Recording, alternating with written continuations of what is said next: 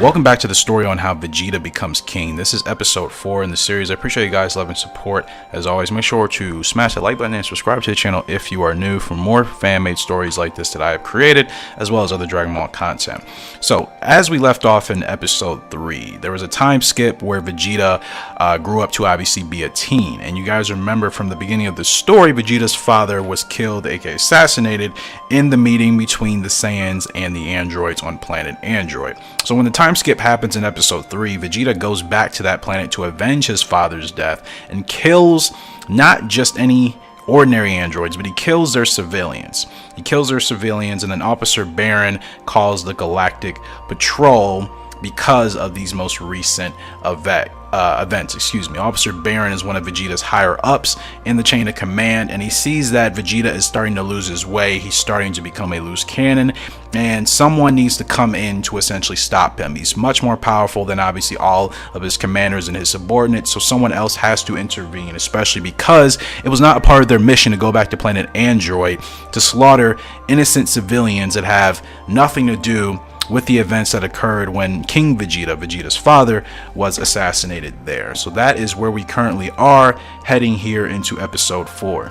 So now back to present day, we fast forward in the future again with another time skip. Now Vegeta is officially an adult over the age of 18. I'd say he's about in his early to mid 20s. This time around though, he visits planet Yardrat. He tells his officers that he needs to learn new techniques, he needs to get stronger.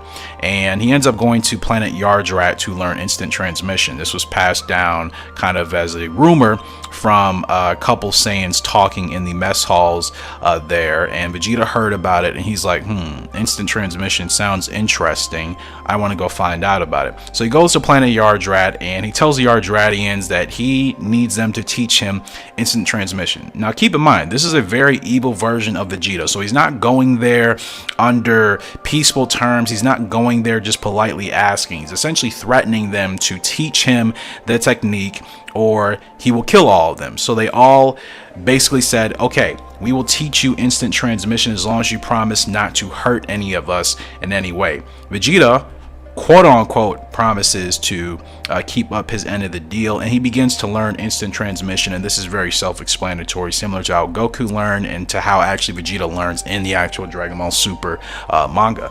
So it doesn't take too long for Vegeta to learn instant transmission. I would say about a couple of days to about a week. He gets frustrated as he's trying to learn this technique because he's not getting it, obviously, and he's very tense, and one of the main components of learning this technique is to be very calm, to be very zen. So it took him a while to get to that point. And then once he finally gets there, his motivation is not what you think. His motivation for getting to that point is being able to be the strongest, not just the strongest Saiyan, but the strongest fighter in all of the universe. That is what allowed him to get to a state of calmness, so to speak, where he's going to be at a point that nobody will be able to touch him.